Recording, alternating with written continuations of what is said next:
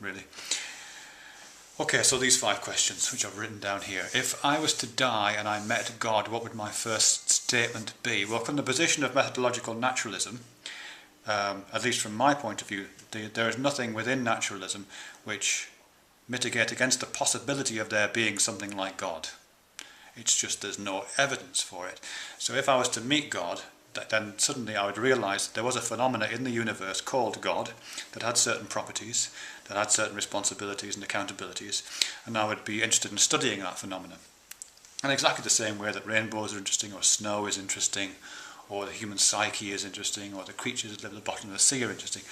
If I was to meet God after death, I would want to know various things about it, him. I would also want to know by what process I had arrived there.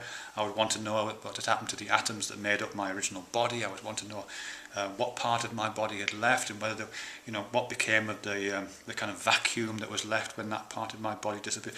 I would want to know the mechanics of that, and I would be quite prepared to listen for as long as it took to explain that to me. And once I'd finished hearing about that, I'd want to know everything else as well, because presumably this God is something approaching omnipotent and omniscient and knows everything and is capable of anything. So presumably this God that I meet could plug me into one of those machines like in the Matrix, where Neo learns Kung Fu. I would absolutely want to know everything. That would be great, actually. I would like that. It wouldn't make it supernatural, it would transform the known into the unknown into the known in a particularly interesting way, so that'd be fine. I'm not holding my breath waiting for that to happen, by the way. Second question, what sort of evidence would I need to believe in God? It's a brilliant question. And unfortunately, the answer is that it's really unsatisfactory, I think. It's that it doesn't really matter. The idea of believing in something as being the ultimate quest, that the most desirable state that one should get in with any kind of phenomena is one in which one believes it. I just don't buy that, really. I guess here I'm thinking of a number of things. I'm thinking of Philip K. Dick. He said, the science fiction author, he said, reality is the stuff that doesn't go away when you stop believing in it, which I just think is a really fantastic thing to say. I'm also reminded of the fact that evidence and belief don't necessarily go together. Tooltime did a really great video recently on reason and belief, just talking about William Lane Craig, and how he said something to the effect that, even if all the evidence in the world was presented to him to demonstrate the falsity of creationism and the absence of God, he would still believe. So belief isn't really about evidence. Belief is the way I would put it was that belief is a psychological state. It's something that happens inside the body, inside the brain, to establish certain kinds of relationships to the wider world. So, in a sense, it doesn't. I'd love to see evidence for the existence of some kind of some huge being we can call God. Whether I believe in that is completely arbitrary. In fact, the strength of methodological naturalism, as presented in science, is that you don't need to believe it. The evidence is just there, and it doesn't care whether you believe it or not. The second answer to that question, actually, what sort of evidence would I need to believe in God? A better way of asking it, I would say, is what would need to happen for me to believe in God? And there are some answers to that.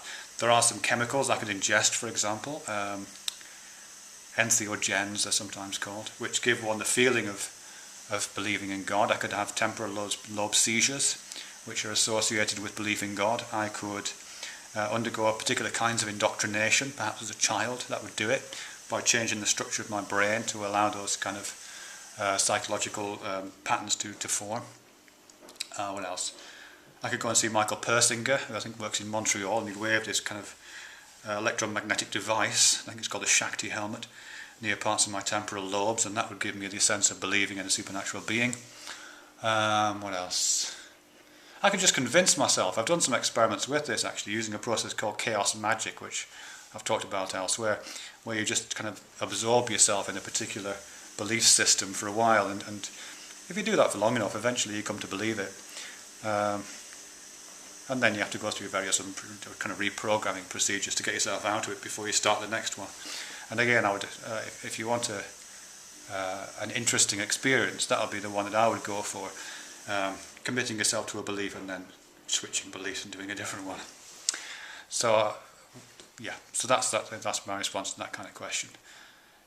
Evidence is irrelevant for belief, and belief is a result of certain procedures and biochemical, electrochemical activities. But if those are in place, yeah, I would believe in God. Doesn't mean to say it's supernatural. You know, I believe in trees and I believe in flowers. It's fine. Third question: is the new atheism movement a good thing? And by which you mean the removal of a particular respect for religion, or a respect that some people might feel religion has been offered. I think it's a very good thing. I'm not sure if I'd characterise it as a movement, and I'm not sure I'd capitalise the words new and atheist. But certainly I think the removal of an overweening respect for religion is a very good thing indeed, not just for those of us who are atheists, but also for religion itself. Any kind of system of knowledge, system of belief, system of thought thrives under two conditions. You need the space for that system of thought to move into and expand into and playfully relate to, but you also need challenges, if you like. You need things in there. You need attacks, and you need pressures, and you need you need kind of playground equipment, really, for those ideas to grow and to test themselves against. If you haven't got those, then it just becomes a pastime, really. And for too long, religion has been a pastime. And I think it's much more interesting if you challenge it. New atheism is allowing that, or is creating a climate in which challenge becomes possible. Of course, it can be dogmatic and silly, just like anything else can be. But more positively, I think, presenting a system of hurdles and a system of an assault course for religion to run through is to the benefit of religion ultimately. I think it's quite interesting that people like David Sloan Wilson are starting to use terms like religion to talk about things that are not conventionally thought of as religions, things like science itself, for example. I know it's a controversial idea, but maybe if religion jumped through the hoops enough times and was put under enough selective pressure, it would start to look more like a really interesting human version of methodological naturalism. And it's at that point that me and Richard Dawkins would jump on board, I think. Okay, fourth question: what sort of decisions are affected by my atheism? The major one, I would say, and I don't know if this is true, I'm just kind of speculating here, is that theism almost invariably, whether you want to or not, almost invariably has respect for authority built into it at a very deep level. Uncritical respect for authority. And I think that's a really unhealthy thing. I think the idea of a perfect being that is the font of knowledge and the font of morality is a dangerous idea. I mean, certainly the history of Western society, certainly the divine right of kings in the UK here, has been a big problem. You know, the idea that God manifests itself in an unchallengeable, perfect way has created all kinds of problems. And I think having that as part of your mindset, having the possibility that ultimate knowledge and ultimate truth, ultimate morality might lie with some kind of super being, basically just sets up a master-slave relationship, and it's a really good thing to get outside of that. And to the extent that I am outside of that, to the extent that I am an atheist, to the extent that I reject the creator-created, master-slave relationship that theism inevitably has at its core, has undoubtedly affected things like my politics, my relationships with the people, and my relationship to what constitutes proper authority. Okay, last question. What's more important, acquiring true beliefs or not acquiring false beliefs?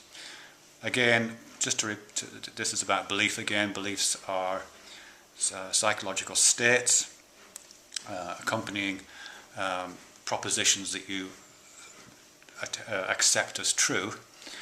I think it's far more important to get rid of false beliefs than to acquire true ones. But belief is only, it's only part of the game. There's far more interesting things to do with ideas and knowledge and stories than believe them. You know, I'm terribly entertained by lots of the stories in the Bible, for example, or the Quran. And I don't mean entertained in a trivial way. I mean entertained in the literal etymological sense of it. You know, entertain, I believe, comes from the word meaning to hold mutually. And I love the idea of being held by a series of stories mutually for a while. Not gripped and held down by them, but just held in them for a little while. So I like the idea of being entertained by these things. I like the idea of playing with these things. I like the idea that these things informing my decisions and being available to me to express myself through that language. Belief is not terribly important as far as I'm concerned in terms of those kinds of stories. But if I had to come down on one of those sides, I would definitely say, don't acquire false beliefs. Anyway, that's all I can do for now. I've probably gone over time, sorry about that.